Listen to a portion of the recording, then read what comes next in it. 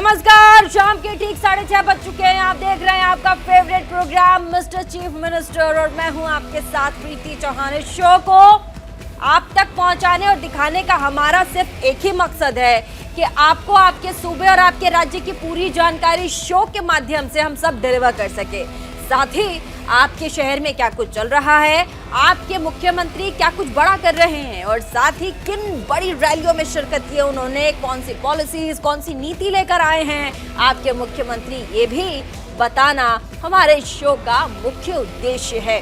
तो इसीलिए हम इस प्रोग्राम की शुरुआत करते हैं, लेकिन आज शुरुआत हम करेंगे प्रधानमंत्री नरेंद्र मोदी से।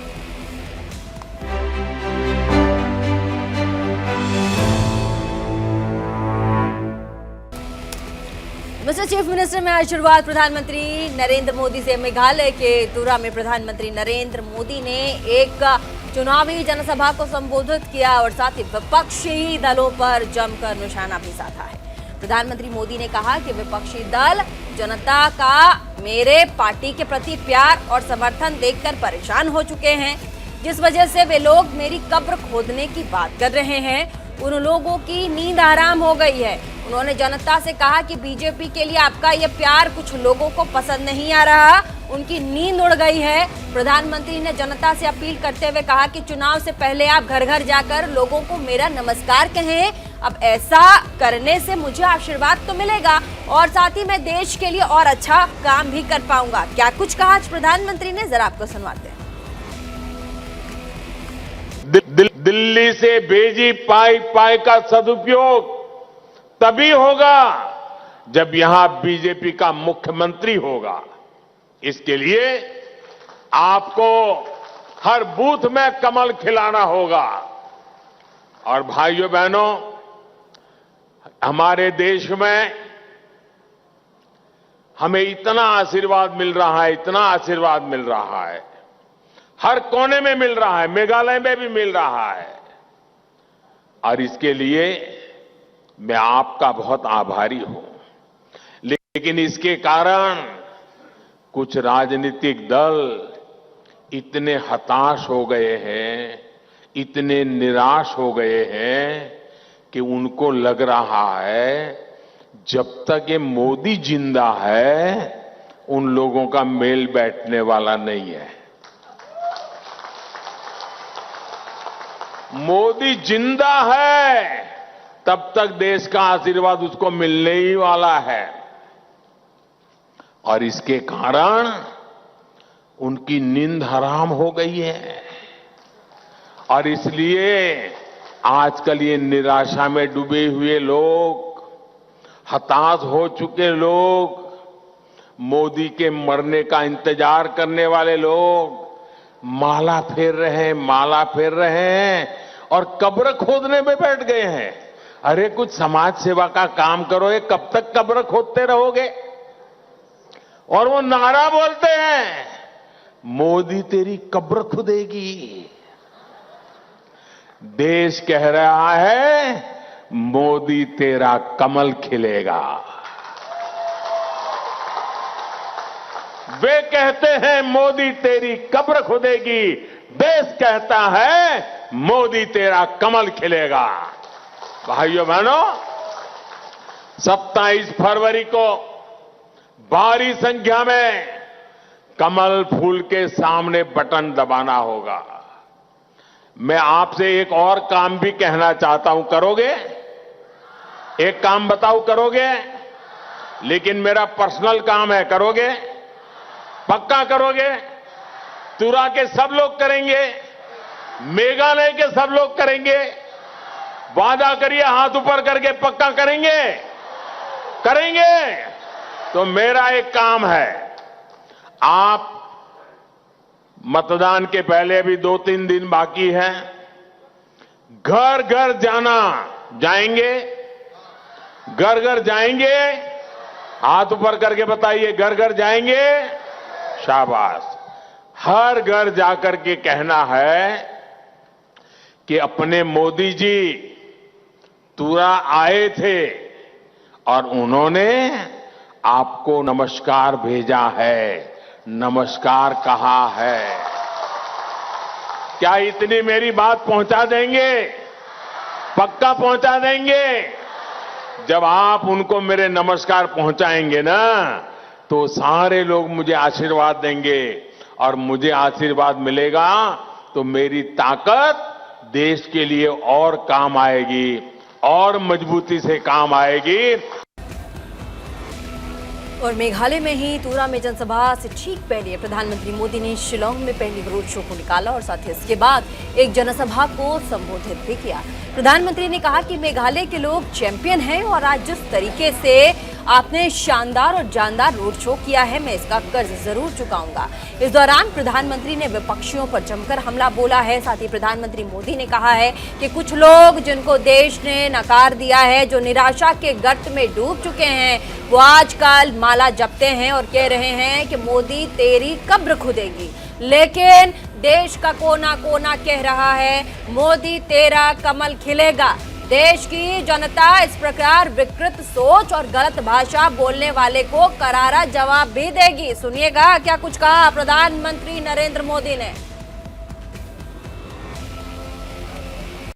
आपका ये प्यार, आपके आशीर्वाद, मैं आपको भी इसे कर्ज को जरूर चुकाऊंगा, और इस प्यार का कर्ज, ये आशीर्वाद का कर्ज मैं मेघालय के विकास करके चुकाऊंगा। आप सबका कल्याण के कामों को गति देकर के चुकाऊंगा। आपका ये प्यार, आपके आशीर्वाद कभी बेकार नहीं जाने दूंगा। युवा हो, बुजुर्ग हो,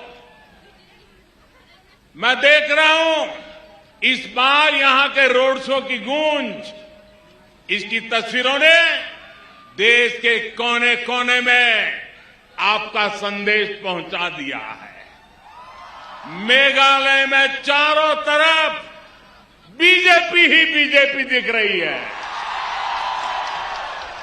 हिल्स हो या प्लेन, गांव हो या शहर, कमल खिलता हुआ नजर आ रहा है। मैं देख रहा था कुछ लोग जिनको देश ने नकार दिया है, जिन्हें देश अब स्वीकार करने के लिए तैयार नहीं है, जो निराशा की गर्त में डूब चुके हैं, वो आजकल माला जपते हैं, माला, और वो कह रहे हैं मोदी तेरी कब्र खुदेगी। ये निराशा के गर्त में डूबे लोग ये कह रहे हैं, माला जपते जपते कह रहे हैं मोदी तेरी कब्र खुदेगी। लेकिन देश कह रहा है, हिंदुस्तान के आवाज कह रही है, हिंदुस्तान का हर कोना कह रहा है मोदी तेरा कमल खिलेगा, मोदी तेरा कमल खिलेगा। देश की जनता इस प्रकार की विकृत सोच वाले, विकृत भाषा बोलने वाले लोगों को करारा जवाब देगी, मेघालय और नागालैंड में भी देने वाली। भाइयों बहनों, युवा हो या बुजुर्ग, महिला हो या पुरुष, व्यापारी हो या फिर सरकारी कर्मचारी, किसान हो या फिर मजदूर, सभी एक सुर में कह रहे हैं मेघालय मांगे बीजेपी सरकार। और जबकि मैं आपको बता दूं कि इन दिनों दोनों ही जगहों पर जनसभा से ठीक पहले प्रधानमंत्री नरेंद्र मोदी नागालैंड के दीमापुर पहुंचे और वहां भी उन्होंने रैली को संबोधित किया। प्रधानमंत्री मोदी ने कहा कि कांग्रेस ने नागालैंड की सरकार को रिमोट कंट्रोल से चलाया है। दिल्ली से लेकर दीमापुर तक उन्होंने परिवारवाद को ही प्राथमिकता दे रखी है, लेकिन हमारी सरकार ने पूरे नॉर्थ ईस्ट के लिए दिल्ली की सरकार की सोच को ही बदल दिया है। कांग्रेस ने पूर्वोत्तर को एटीएम माना है, साथ ही सरकार का पैसा जनता तक नहीं बल्कि करप्ट पार्टियों की तिजोरी में पहुंच जाता है। लेकिन हम पूर्वोत्तर के 8 राज्यों को कांग्रेस की तरह एटीएम नहीं बल्कि अष्टलक्ष्मी मानते हैं। नागालैंड की सांस्कृतिक विविधता से मैं हमेशा प्रभावित रहा हूं। आपका ये प्यार देखकर बहुत अच्छा लग रहा है। मैं बीजेपी एनडीपीपी के पक्ष में बहुत बड़ा जन समर्थन देख रहा हूं। नागालैंड में विकास और विश्वास की लहर चल रही है। भाई और बहनों, नागालैंड में बीजेपी एनडीपीपी सरकार के लिए इतना समर्थन आज इसलिए है क्योंकि हम नॉर्थ ईस्ट के तेज विकास का संकल्प लेकर दिन रात काम कर रहे हैं। नॉर्थ ईस्ट के लिए, नागालैंड के लिए कांग्रेस उसके पार्टनर्स की पॉलिसी रही है, वोट पाओ और भूल जाओ।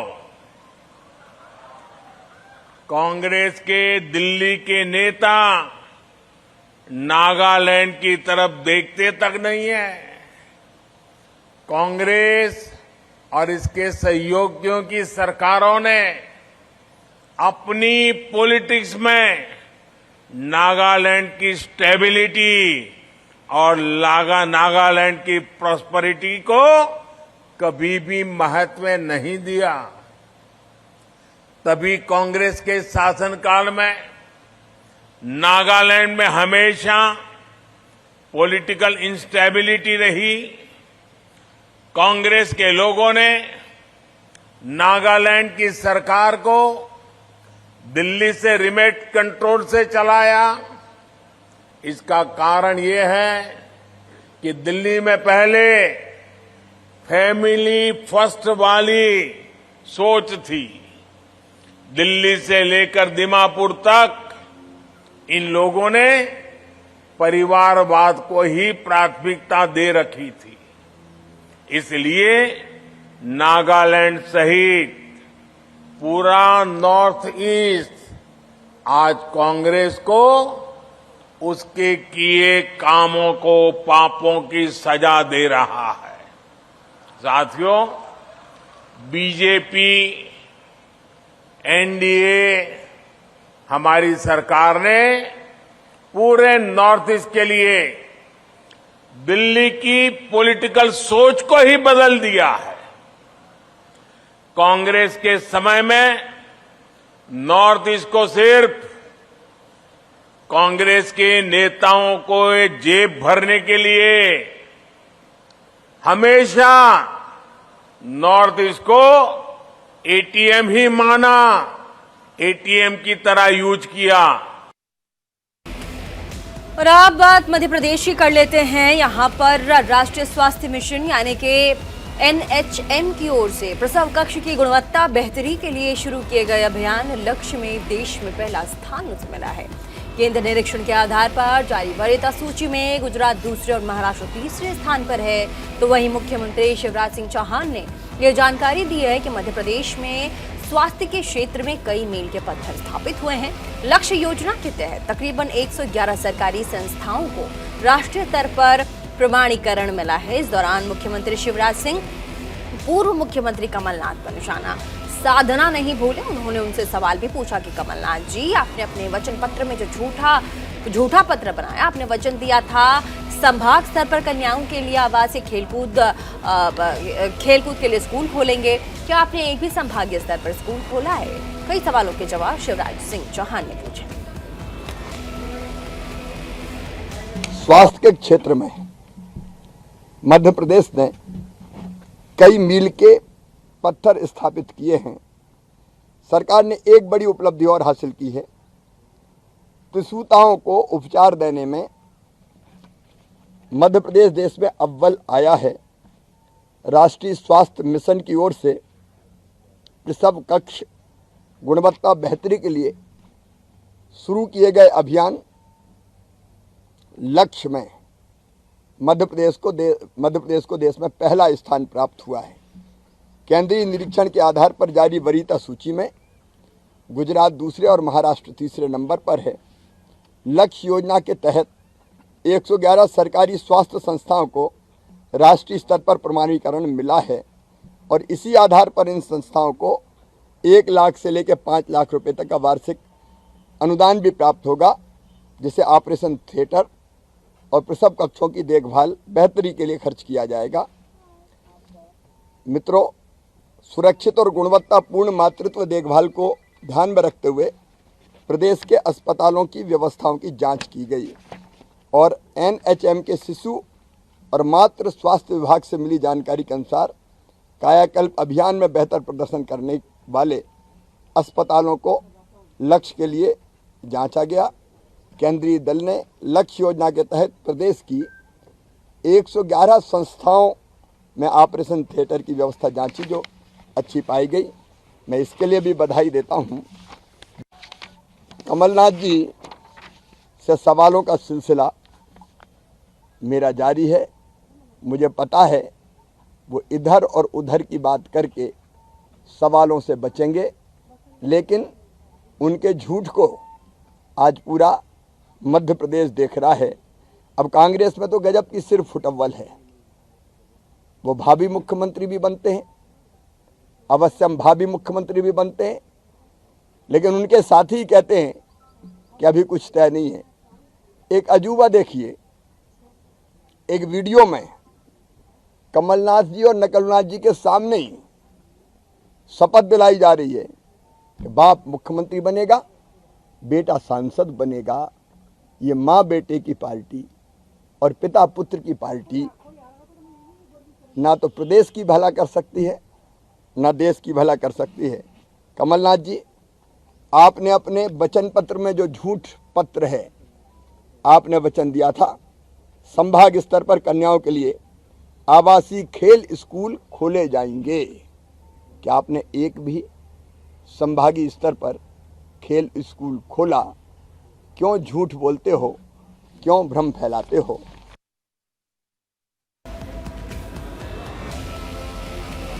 और अब बात उत्तर प्रदेश की कर लेते हैं। यहां पर प्रदेश के उप मुख्यमंत्री ब्रजेश पाठक ने समाजवादी पार्टी और पार्टी अध्यक्ष अखिलेश यादव पर जमकर निशाना साधा। उन्होंने कहा कि इस बार का बजट बेहतर बजट आया है। हमारी सरकार हर जिले में बिजली दे रही है और हर गांव को बिजली मिले, इसके लिए काम भी हमारी सरकार कर रही है। हमारी सरकार में बेटियों को सुरक्षा मिल रही है क्योंकि इस सरकार में कानून का राज है, जबकि सपा की सरकार में गुंडों माफियाओं का राज हुआ करता था। अब सरकार बेहतर काम कर रही है तो ये लोग तारीफ की जगह सवाल उठा रहे हैं। इनको सिर्फ सत्ता से मतलब है। सुनिए क्या कुछ कहा है। देखिए, उत्तर प्रदेश का जो नैरेटिव है, उत्तर प्रदेश का विमर्श बदल चुका है। आज उत्तर प्रदेश की चिंता सर्वाधिक मजबूत इंफ्रास्ट्रक्चर वाले स्टेट के रूप में हो रही है। हम राउंड द क्लॉक सभी जिलों में बिजली दे रहे हैं। स्वास्थ्य सेवाएं हमारी उच्च कोटि की हैं। बेसिक शिक्षा के स्कूल कायाकल्प योजना के तहत बेहतर से बेहतर बने हैं। हमारे पास एक विमर्श बना है कि आर्थिक मोर्चे पर हम नंबर 1 पर आने वाले हैं। विपक्षी दलों के पास कहने को कुछ है नहीं। लेकिन आप जानते हैं कि समाजवादी पार्टी का जो डीएनए है वो हमेशा भ्रष्टाचार, गुंडई, अराजकता के आकंठ में डूबा रहता है। आप जिले जिले निकाल लीजिए। समाजवादी पार्टी के शासनकाल में दलाल बैठे थे, वो ट्रांसफर पोस्टिंग से लेकर के सरकारी संसाधनों पर लूट कर बयाना लेते थे। आज हमारी सरकार में एक भी अगर व्यक्ति आपको कहीं मिल जाए कि वो गारंटी से कह दे कि काम हम करवा देंगे, तो मैं आपको राजनीति छोड़ने के लिए तैयार हूँ।